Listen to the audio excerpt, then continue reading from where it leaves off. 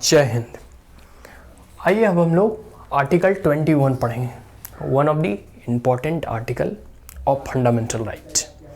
जितने भी मौलिक अधिकार है ना, उसमें अनुच्छेद 21 का मेरा व्यक्तिगत ऐसा मानना है सबसे अधिक महत्वपूर्ण है, क्योंकि यह राइट टू लाइफ से डील करता है। लाइफ, देखिए, पहले आपके अंदर जीवन रहेगा, आप जीवित रहेंगे, तभी आप अन्य अधिकारों की मांग कर सकेंगे या फिर उसकी रक्षा के लिए आप आंदोलन कर सकेंगे। तो राइट टू लाइफ, और एक प्रकार से जो यह कह सकते हैं ना कि एक ऐसा अधिकार है जो कि सभी इंडियन, फॉरेनर, जीव जंतु सभी को यह अधिकार मिलने चाहिए। अगर राइट टू लाइफ ही अधिकार ना रहे तो फिर यह स्टेट, यह टेरिटरी, धन दौलत, ऐश्वर्य, सम्मान, कीर्ति, वैभव या सुख संपदा सबका सब व्यर्थ है। तो जीवन जीने का अधिकार या जीवित रहने का अधिकार, या एक प्रकार से कह सकते हैं कोई भी हमारा जीवन हमसे छीन नहीं सकता, हमारी लाइफ जो है वो कोई थ्रेट नहीं कर सकता। मतलब ऐसे तो करते हैं जो गुंडे क्रिमिनल्स होते हैं, बट एज ए स्टेट के तौर पे, राज्य के तौर पे, राज्य हमारा जीवन नहीं ले सकता। अगर हम एक सामान्य नागरिक हैं और एक कह सकते हैं कि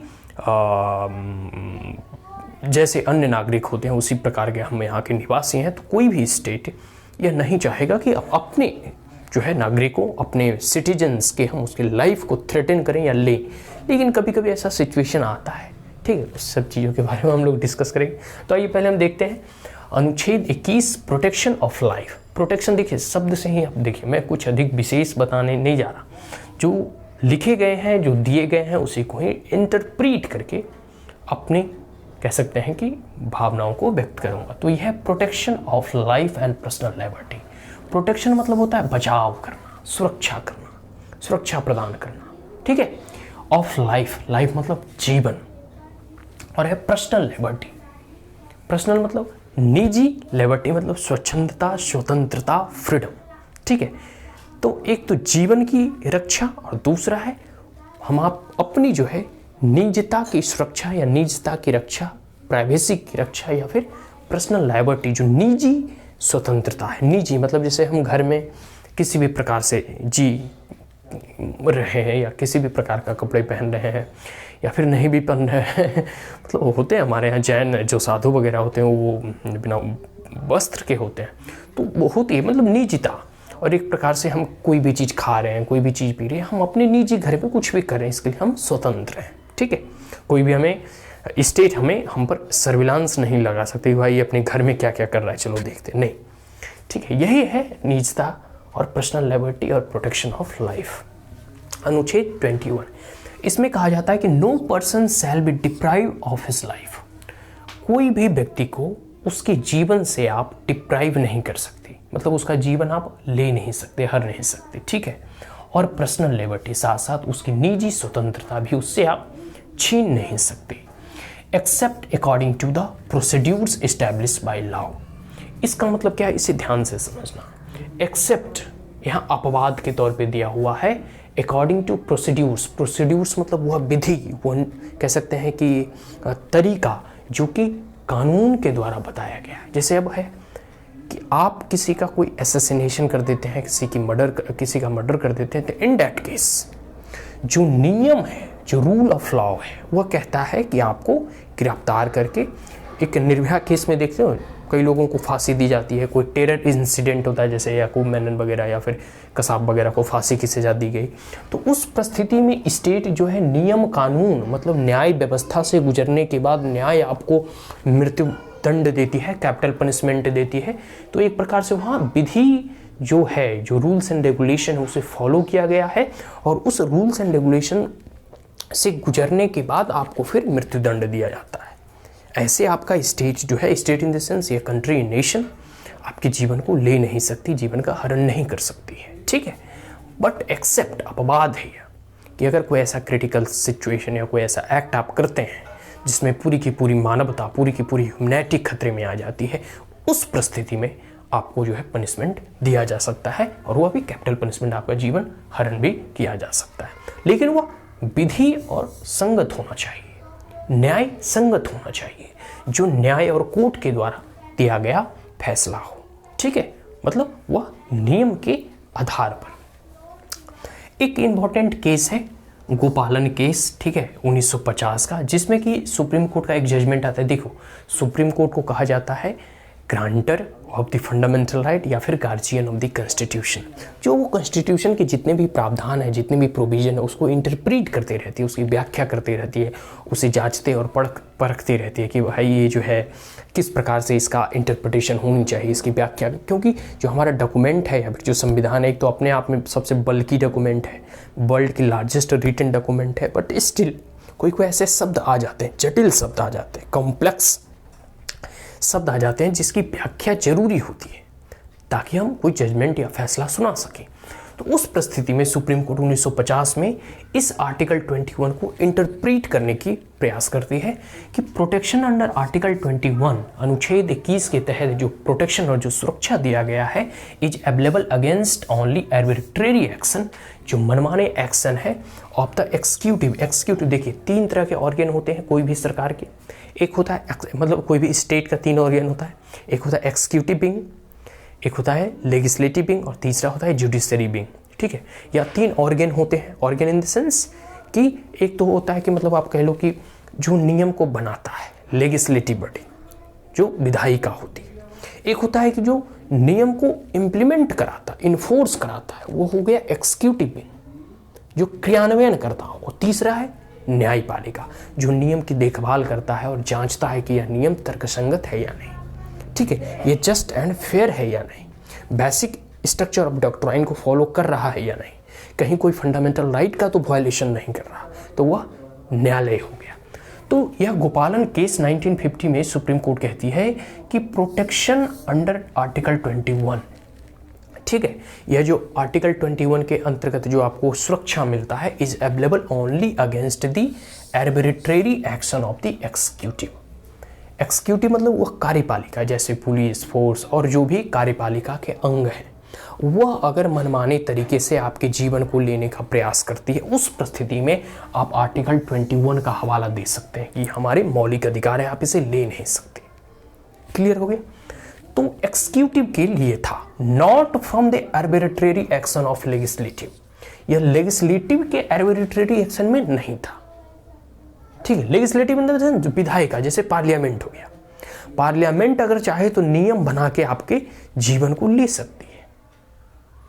तो मतलब आर्बिट्रेरी एक्शन मतलब मनमाने तरीके से किया गया कार्य, तो ये एक्सिक्यूटिव के खिलाफ था आर्टिकल 21 और ये लेजिस्लेटिव के खिलाफ नहीं था। ठीक है, मीन्स स्टेट कैन डिप्राइव, मतलब राज्य आपको पार्लियामेंट के द्वारा कानून बना के डिप्राइव कर सकती है the right to life of a person based on law. नियम पर आधारित, जैसे नियम कौन बनाती है? नियम पार्लियामेंट बनाती है। तो पार्लियामेंट जो है, लेजिस्लेटिव बॉडी जो है, ऐसा नियम बना के आपके जीवन का हरण कर सकती है। यह गोपालन केस में सुप्रीम कोर्ट का इंटरप्रिटेशन हुआ कि ये जो राइट टू लाइफ है सिर्फ और सिर्फ जो है arbitrary action of the executive wing का है, नॉट लेजिस्लेटिव विंग का।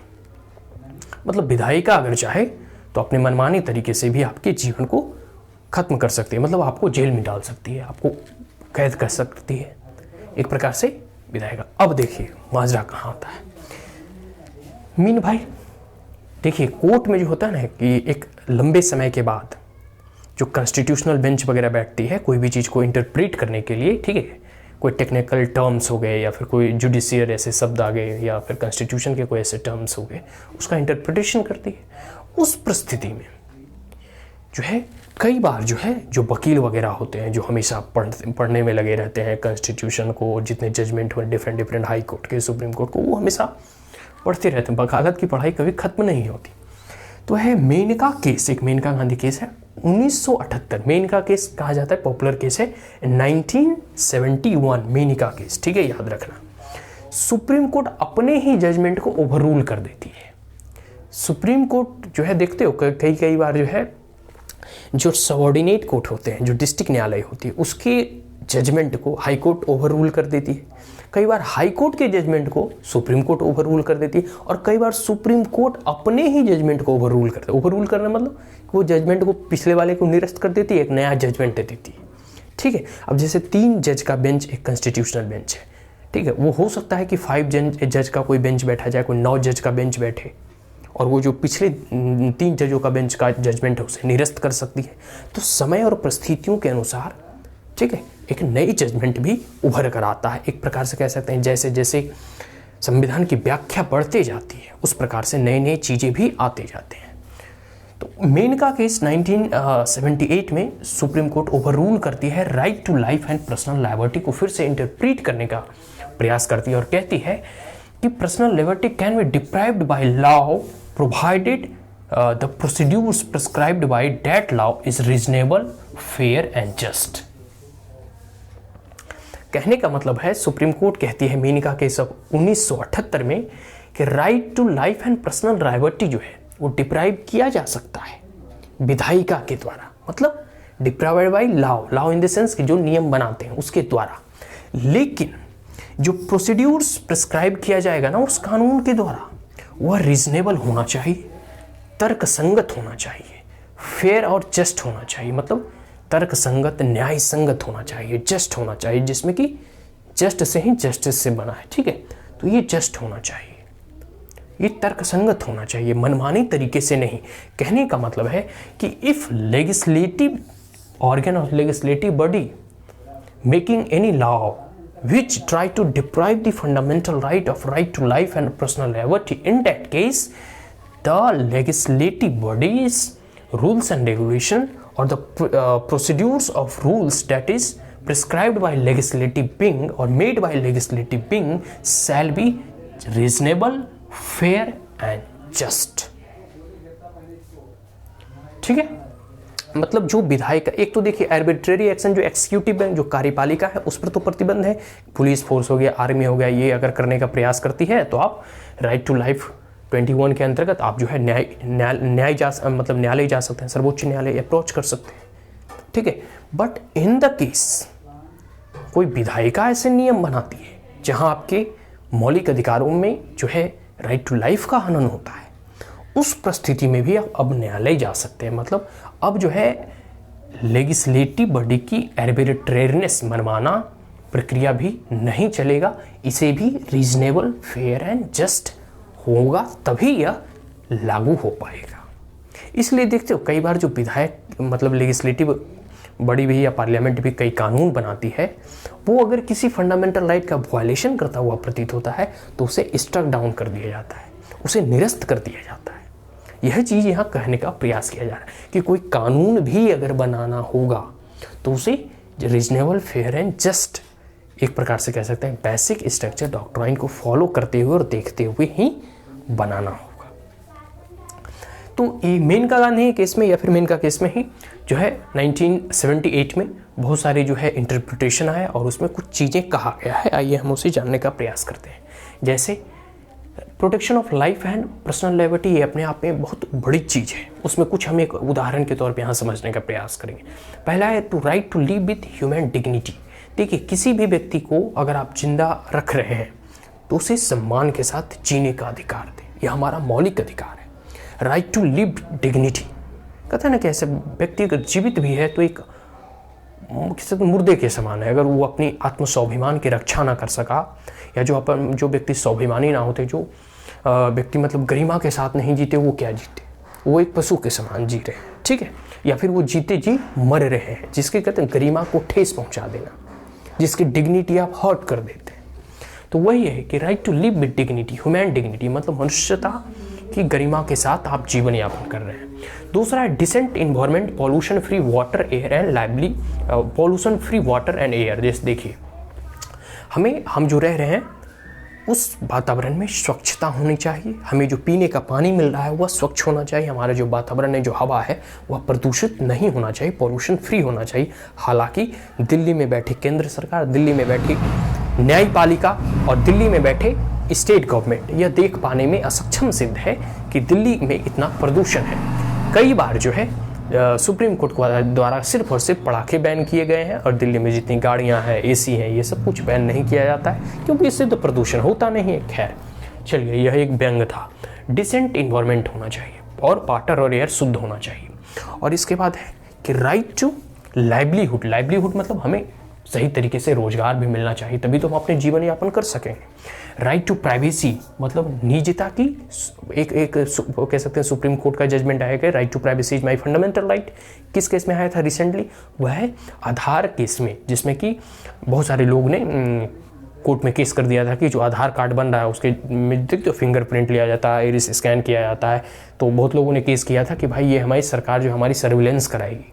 तो उस प्रकार जो है right to privacy fundamental right है, और इस परिस्थिति में सरकार को यह बाध्य होना होगा कि हमारी मौलिक अधिकारों की वो सुरक्षा करे, ठीक है, और उसमें Supreme Court as a grantor के तौर पर वो सुरक्षा करवाएगी। आगे राइट टू शेल्टर, हमें रहने का अधिकार मिलना चाहिए। राइट टू हेल्थ मतलब हमें स्वास्थ्य अच्छा होना चाहिए। फ्री एजुकेशन होना चाहिए 14 सालों तक, ठीक है, सर्व शिक्षा अभियान के द्वारा दिया भी जा रहा है। फ्री लीगल एड होना चाहिए। फ्री लीगल एड होना चाहिए इन द सेंस कि वैसे व्यक्ति जो गरीब है, जो vulnerable section of the society है, जिनके पास उतना पैसा नहीं है, ये देखो मानो या ना मानो लेकिन न्याय व्यवस्था बहुत महंगी चीज़ है, इसलिए बहुत लोग जो है ना कोर्ट वगैरह जाने से डरते हैं, क्योंकि कोर्ट में जो वकील वगैरह का पैसा है, खर्चे, एक सुप्रीम कोर्ट में एक कह सकते हैं कि लॉयर या बैरिस्टर जो होते हैं, एडवोकेट वगैरह, उनके एक दिन की फीस है 2-2 लाख, ठीक है। तो फ्री लीगल एड जो है वैसे लोगों को, वैसे गरीब लोगों को प्रोवाइड कराया जाता है सरकार के द्वारा, जो कि असक्षम है अपने से जो है कोई वकील रखने में। स्पीडी ट्रायल मतलब जल्द से जल्द केसों का निपटारा। ट्रैवल अबाउट, कहीं भी बाहर, अंदर बाहर, मतलब देश के अंदर तो घूमने की स्वतंत्रता है ही, लेकिन बाहर भी घूमने की स्वतंत्रता। अगर आगे फेयर ट्रायल मतलब निष्पक्ष जांच। आगे है human right against inhuman treatment, अगर कोई आपके साथ बदसलूकी करता है, अमानवीय व्यवहार करता है, तो आप इसके खिलाफ जो है कोर्ट जा सकते हैं, ये आपके मौलिक अधिकार है। आगे राइट अगेंस्ट डिलेड एक्सक्यूशन, कोई भी चीज़ आपको अगर न्याय के द्वारा या शासन के द्वारा एक्सक्यूट कराना हो, तो उसमें अगर जल्दी करवाना हो तो आप डिलेड एक्सक्यूशन मतलब उसका कार्यान्वयन जल्दी हो, इसके लिए दिया गया है कि राइट अगेंस्ट डिलेड एक्सक्यूशन मतलब कोई भी चीज़ में देरी नहीं होना चाहिए, जो कि संवैधानिक चीज़ें या फिर कुछ ऐसे चीज़, कुछ जैसे मौलिक अधिकारों का ही हनन रोकने का प्रयास हो तो उसमें जल्दी होना चाहिए। राइट अगेंस्ट पब्लिक हैंगिंग, अगर किसी को कैपिटल पनिशमेंट भी मिलता है तो उसे बीच सड़क पे नहीं लटका सकते, उसे मतलब काल कोठरी या जो जेल होती है उसे नहीं लटकाया जाना चाहिए। आगे राइट अगेंस्ट बॉन्डेड लेबर, जो एक समय में बंधुआ मजदूरी वगैरह हुआ करता था ना, उसको अब प्रतिबंध कर दिया गया है। वही है कि अगेंस्ट मतलब अब कोई किसी से बंधुआ मजदूरी नहीं करा सकता। आगे राइट टू हियरिंग, सुनने का अधिकार, जैसे न्याय वगैरह होता है ना तो उसमें सुन सकते हैं। जो पार्लियामेंट में भी बहुत लोगों को, जैसे स्कूल के विद्यार्थियों को जाने का मौका मिलता है कि आप देख सकें कि पार्लियामेंट्री डिबेट कैसा होता है, या फिर लोकसभा या अब तो संसद टीवी बन गया जिसमें कि लाइव प्रसारण होता है। ठीक उसी प्रकार कोर्ट की जो प्रोसीडिंग्स होती है वहाँ भी जाकर आप सुन सकते हैं। Information, right to information fundamental right है। रिप्यूटेशन और इमरजेंसी मेडिकल एड, मतलब उस ऐसे क्रिटिकल सिचुएशन में आपको इमरजेंसी मेडिकल एड फ्री आपको गवर्नमेंट के द्वारा, स्टेट के द्वारा प्रोवाइड किए जाने चाहिए। ये सब जो है ना हमारी फंडामेंटल राइट में इंटरप्रिटेशन किया गया है सुप्रीम कोर्ट के द्वारा मेनका गांधी केस इन 1978 में। ठीक है कि ये सब प्रावधान की right to protection of life and personal liberty एक छोटा चीज़ नहीं बल्कि एक बृहद सेंस में, कंप्रिहेंसिव सेंस में से देखना चाहिए। ये क्लियर हो गया। तो हमें लगता है कि आर्टिकल 21 अब यहीं समाप्त करते हैं। आर्टिकल 22 है मतलब अभी 35 तक हम लोग पढ़ेंगे। तो आज के लिए इतना ही। If you are the first time on my channel, then like it, share it, as well as subscribe it. Also press the bell icon. If there were any queries, comments, suggestion, advice, you may comment in the comment box. Thank you once again. Have a great day.